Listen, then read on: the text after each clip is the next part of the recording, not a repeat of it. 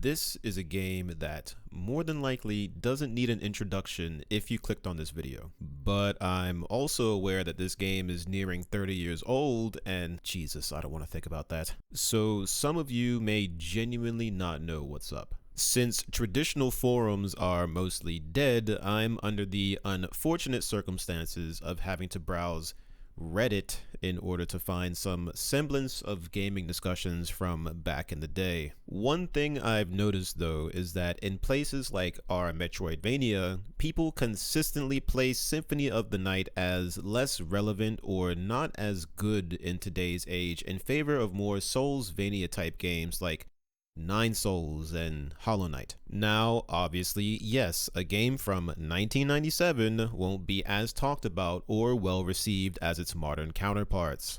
I am well aware of that, but I can't help but feel that over time, modern outlooks that disregard older design philosophies misframe classic games as relics that have only been improved upon. I'm here to say that while there have been many advancements in the Metroidvania genre, Symphony is the perfect example of lightning in a bottle.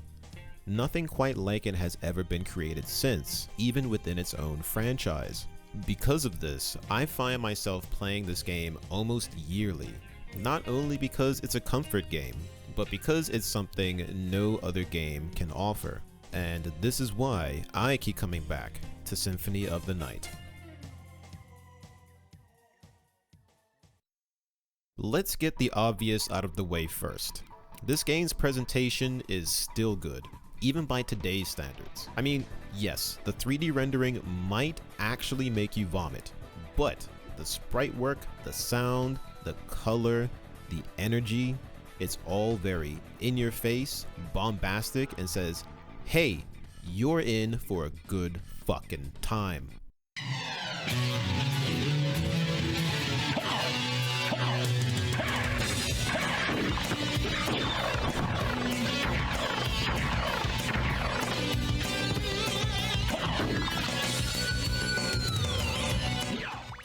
This is complemented by notorious so bad it's good voice acting that many people, myself included, unironically recite with complete sincerity. Your words are as empty as your soul. Mankind ill needs a savior such as you. What is a man? A miserable little pile of secrets. But enough talk. How about you?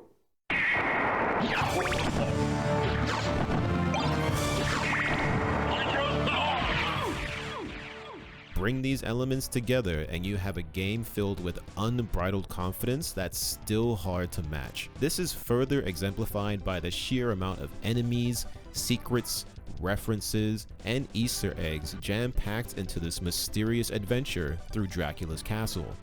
One unfortunate downside of Symphony in a modern landscape is it has lost its context. For a new player picking up the game now, key information about what's even possible is missing without the original manual. This is very much a case of too bad, so sad. Unless there's a version of Symphony out there that includes some form of instruction or tutorial, you're likely to miss mechanics like Richter's run, super jumps, or even certain spells and abilities later on. However, Symphony's obscurity was also part of what made it magical when it first released. It was a maze absolutely stuffed with secrets that would either blow your mind when discovered by accident or spread by word of mouth and gaming magazines. Trust me, this isn't a retrospective or some old man reminiscing about the old days moment, but I feel mentioning this is absolutely necessary if we're going to discuss this game in any meaningful way.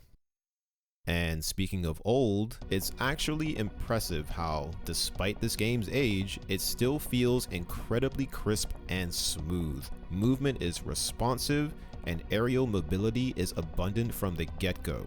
This is important because that foundation becomes the base for emergent gameplay elements that push the movement from good to absolute batshit crazy, with a very important caveat.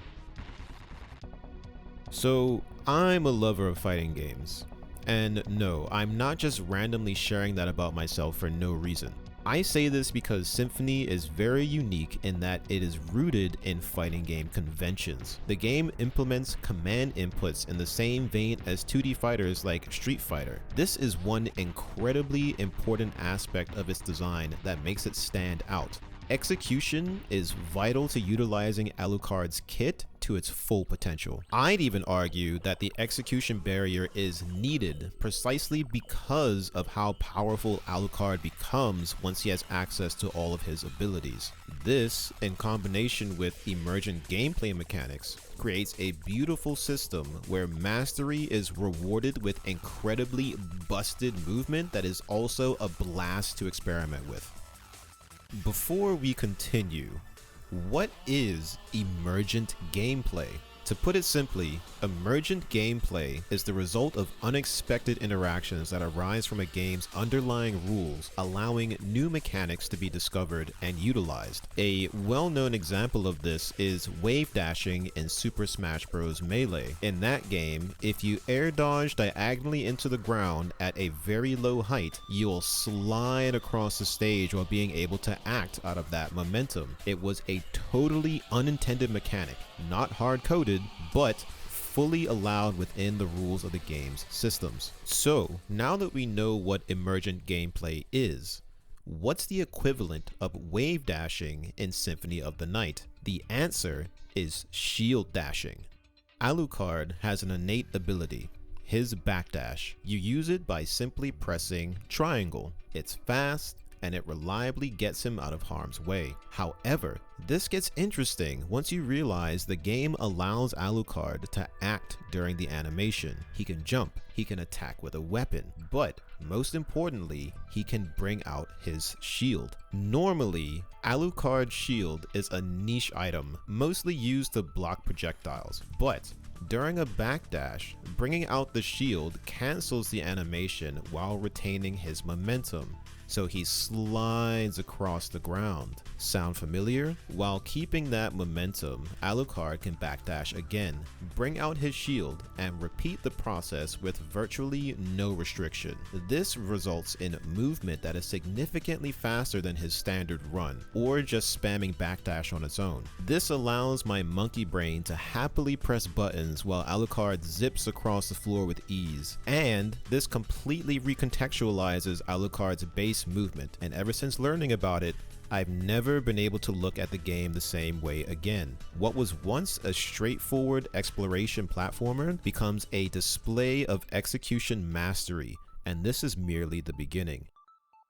While shield dashing is great, you don't really start cooking with gas until you get other power-ups, namely the double jump, the bat transformation, and the gravity boots. The double jump is self-explanatory, but it actually comes with a little bonus move that isn't explicitly explained. After the second jump, you can do a dive kick that lets you pogo off enemies, and we'll talk more about this later. The bat transformation though, this is where things get really interesting, and where Symphony's fighting game rooted design truly shines. There is a completely hidden spell exclusive to the bat form called Wing Smash. There's no in-game explanation of how to perform it. However, there is a subtle hint of its existence when you fight the doppelganger. Now, all of the spells in Symphony use fighting game style command inputs, but what's interesting is that you technically have access to all of them from the very beginning. No progression or unlock required, with one exception. So, how is Wing Smash done? Let's take a look. This intimidating looking input is actually very similar to Zangief's spinning pile driver, or SPD for short. As the bat, you hold the jump button, perform the input, then release the jump button. In an instant, you become a fully invincible, high-speed missile for a short duration. It's also possible to chain wing smashes indefinitely, as well as adjust your forward trajectory mid-flight. This move is nothing short of absolutely broken, and it makes perfect sense that something this powerful is gated behind a hidden execution barrier, because once you master it, you become an unstoppable speed demon whose only real limits are execution, your mana pool, and walls. Remember the dive kick I mentioned earlier? Well, another emergent gameplay mechanic surfaces when you combine the downward acceleration of the dive kick with the transformation into the bat. When you dive kick diagonally and immediately shift into bat form, that downward acceleration transfers into horizontal momentum, giving you an insane burst of speed, while also making you invincible, by the way. I don't know if there's a name for this, but if your execution is good enough, you can immediately perform a wing smash out of that momentum and continue moving at ridiculous speeds while practically remaining untouchable. This is the kind of organic, emergent gameplay that feels sorely missed in later installments, and in the genre as a whole. But beyond that, being able to chain these two techniques together is incredibly satisfying because of the skill required to pull it off. There's even a similar interaction when you cancel your backdash by transforming into a bat. You maintain your momentum during the shift, all while remaining invincible. It's another neat little trick that lets you slip past enemies while looking and feeling pretty stylish. And the gravity boots? This is where unrivaled horizontal movement meets its equal vertically. To use the boots, you press down, then up, and the jump button simultaneously to launch yourself upward at high speed. What's great about this is that it also offers a degree of control. You can angle the super jump diagonally in either upward direction. What's beautiful is that you can also transform at any point during this, allowing complete and total control of Alucard at any given moment. When you combine all of these elements together, you get what is arguably unmatched movement potential of any game ever created. The cherry on top is that all of these elements combine organically. They're tools that can be accessed at any given moment, instantly, and movement even carries between rooms. For example, if you super jump through an opening into another room, that momentum continues through the short loading period, with control intact. By contrast, similar abilities in Hollow Knight, for example, feel more compartmentalized. At first glance, you get cool movement options like high-speed horizontal flight or a super jump, but these abilities are largely contextual, gated for specific design beats. They're slower to initiate and tend to serve more singular, designer-directed purposes. Whether Symphony's finer mechanics were intentional or not isn't really the main point. What matters is that this is the reality of the game, and over time, developers became aware of these kinds of emergent mechanics and prioritized controlled, consistent experiences over emergent volatility. In my opinion, that isn't entirely a good thing.